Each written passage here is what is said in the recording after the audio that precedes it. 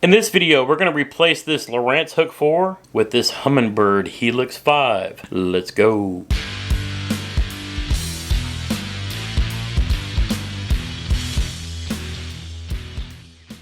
What's up, everybody? Welcome back to the channel. Or hey, if it's your first time here, you're brand new to fishing, or just looking for some tips, tricks, reviews, how-tos, like this one, some unboxings, and of course, lots and lots of bass fishing. Hey, welcome to Fishing with Gramps right here on YouTube. So in this video, we're going to go through removing this Lowrance Hook 4, cleaning up the base that it came with, removing the old transducer wire, and then to run from the back the two transducer cables, one for the side imaging, the other for the high-speed transducer that will come forward, connect via a Y cable. Then we'll go through installing the YakAttack mighty mount that all of this is connected to, and then the YakAttack arm that the Helix 5 mounts to. That gives us the capability of swinging this to the front and then back to the back, locking it down. I did this installation over a couple of days after work. Some days it was raining, some days it was hot and muggy, some days it was a combination of both. But let's get started. I took out all the 5 screws going around the windshield, get it out of the way. Then we'll move over to the back of the little Lowrance unit. Push that down, pull that out, squeeze this together, pop that off. All right, I've got this turned this way so that we can remove all of these screws. So we'll do that.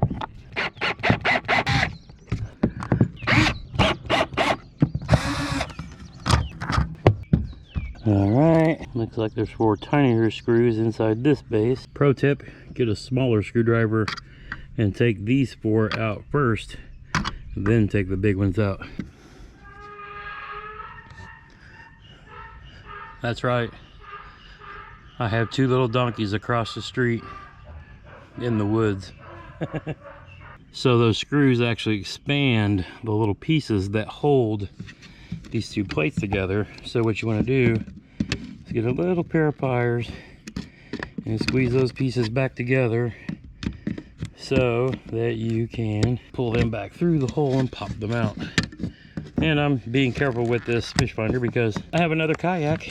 Put it on there. If anything, it'll be good for depth and temperature. Actually, I might give it to my brother. Put it on his. All right, now we got that apart. I'm going to take this plug and poke it back down into the console.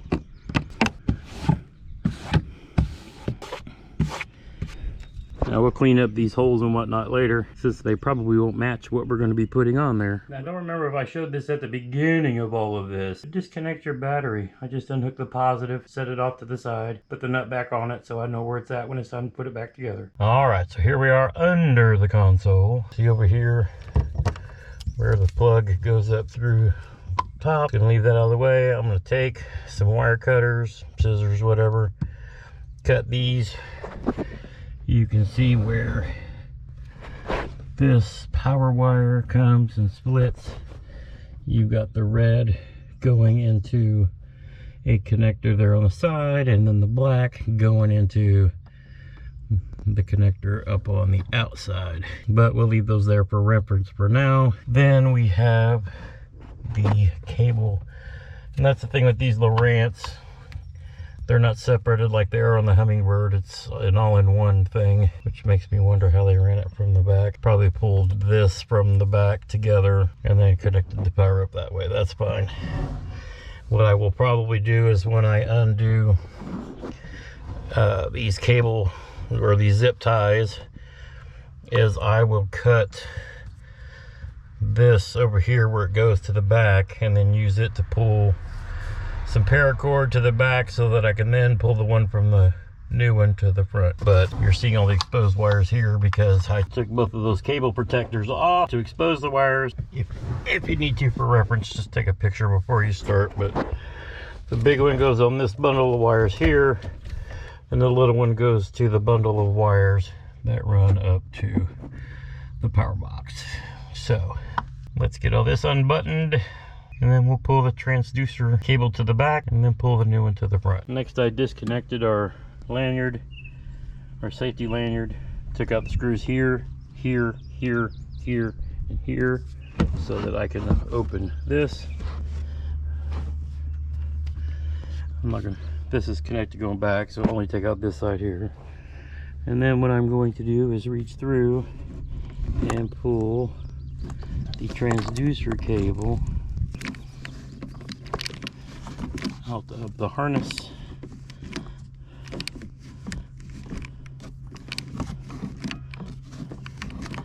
In there, you can see I snipped the end off. We can splice that back together when we want to reuse it. There's Gunner enjoying the shade on a nice 55-degree day. He's just chilling, saying, "Dad, you need to mow. Hurry up and get the boat done."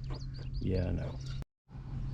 Alright, so next I grab my steel fish tape. It's just a real thin wire runner. I wrap some electric tape around the cable itself a couple of times, and then wrapped it around the end of the steel tape, so you know that it's weedless, if you will. I exposed it so I can pull it through to the back of the boat. So I kind of pushed it through by hand. I pulled out this cup holder to expose that. Now I'll drop all that cable back in and then start pulling it slowly from the back. I think it's going to go around that kind of corner and then back that way. It'll come out over there. Just a couple of feet to go, so it's going to take my time and be gentle with it. Alright, I've got all that pulled loose. I kind of heard it slowly work its way around the corner. And, oh, yep, there we go. That came through kind of flawlessly. But one of the things I've discovered is this model requires a separate transducer that you can connect with the Y cable if you want to be able to see the depth of the water while you're up on plane at speed. So I went ahead and ordered the Y cable that I need to connect it and the high-speed transducer so that I can have two transducers, one for the side and down imaging, and then this one for when I'm up on plane so I can see how deep the water is, you know, because you just never know. I would rather know than not. Now again, I bought this Fishin Machine knowing I was going to be swapping all this stuff out. I kind of wanted to build it into I wanted it to be. I didn't want to get a bass boat because I have a kayak for my bass fishing, but I have this for when I want to go bass fishing with my dad or my brother, or take my granddaughters or sons out, you know, crappie and bluegill fishing. So again, this is an all-in-one system that I knew I was going to end up building a little at a time. What we're going to do is move over to the other side. And what I have here is a transducer mounting plate from Rig-Rite. Link will be in the description below. But this is basically a polycarbonate board. So now I only have to drill 2 holes into the boat, and then I can move and adjust and put my transducers where I want. So what I'll end up doing is re-pulling the cables and then running them back up through the hole above. But let's go ahead and get this transducer mounting plate installed and then get on with pulling our wires and mounting our transducers.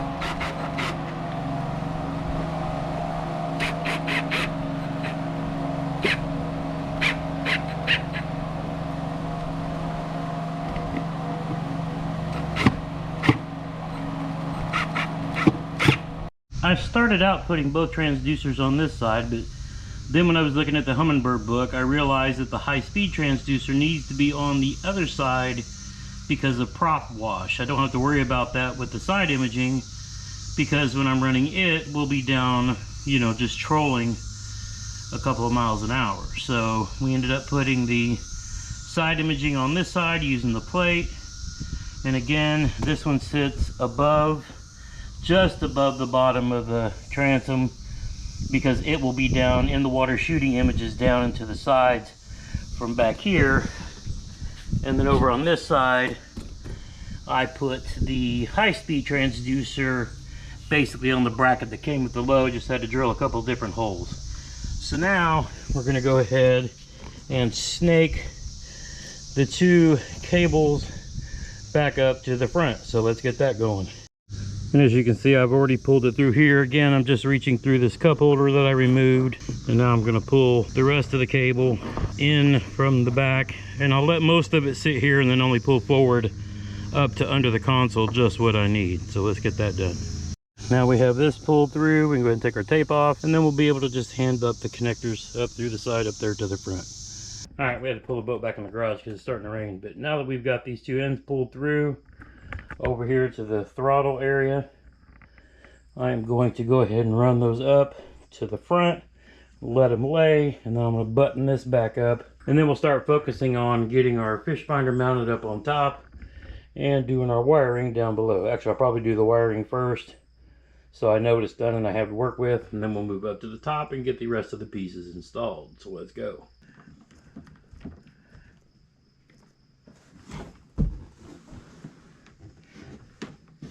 And I just wanted each handed through by hand, so I knew exactly which way it was running. Looks like it's already pre-wired for speakers if you get the one like I got. Didn't have it built in, but you want to add them later. It's nice that they pre-wired all the speaker cable. And then here we'll just do the opposite of what we did when we took everything off.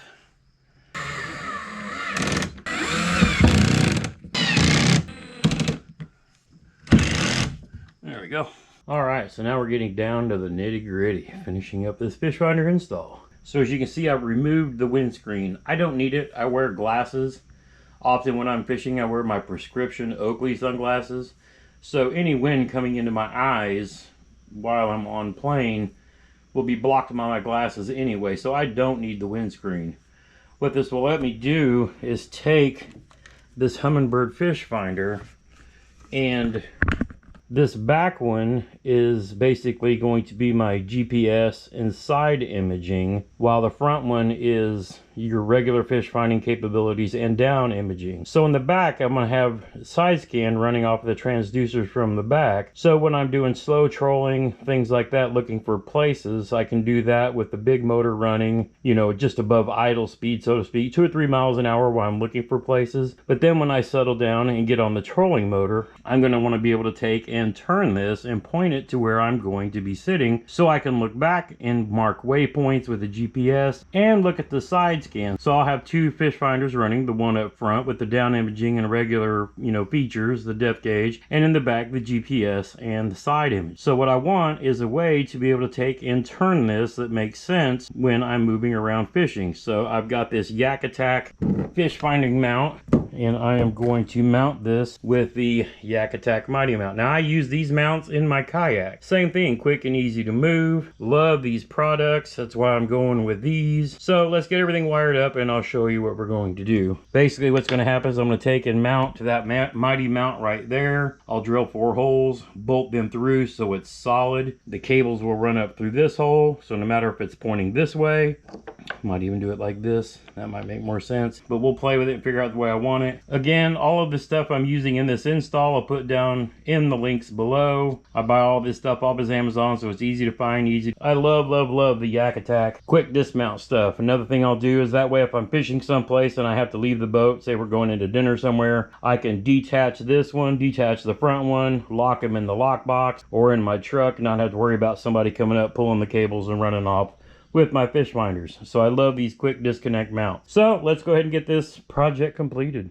All right, so after looking through this hole down here, I realize now that the bolts that came with this aren't long enough, and instead of going out and buying new bolts, I found that I had some wood screws that are 1 inch long, size 10, works perfectly. So I just lined it up the way I wanted it to go, cut a couple pilot holes in with a smaller drill bit, and then screwed these in.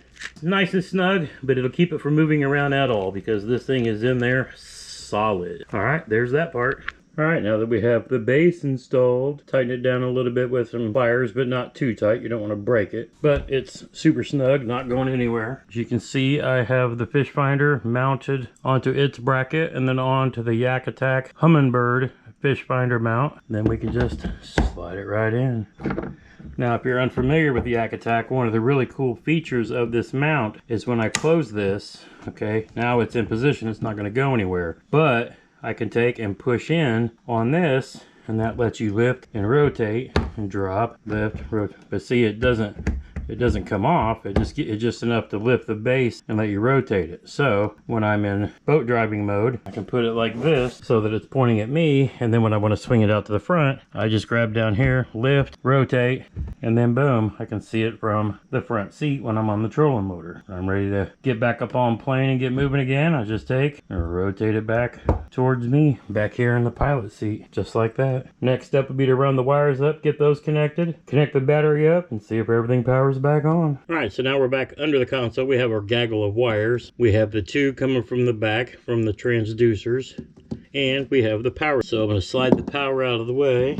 And here we have our Y cable that lets us put the two transducers together and then run the single connection up to the unit. Alright, so this cable has the XNT9 SI180, which is our side imaging. So here is our side imaging cable. We'll plug those in together, and that goes in there pretty far, so it's protected. Then we will grab our other one and pull all the dust and whatnot from pulling through the boat. Alright, it's clean, and it only goes in one way, so alright, those two are connected together. Run this from the top down.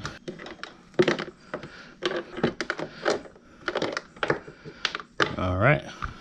Now if you want to put end caps on your power cord like I did, I will drop a link in the description below where you can pick these up at. I just sized for the ones I needed and then installed them, crimped them down with these, and then hit them with the heat gun to shrink the shrink wrap. I had video of it, but the SD card corrupted. I'm not going to try to cut them off and do it again. Alright, now we've reconnected both of our power. Negative in the second slot here, positive in the first slot there.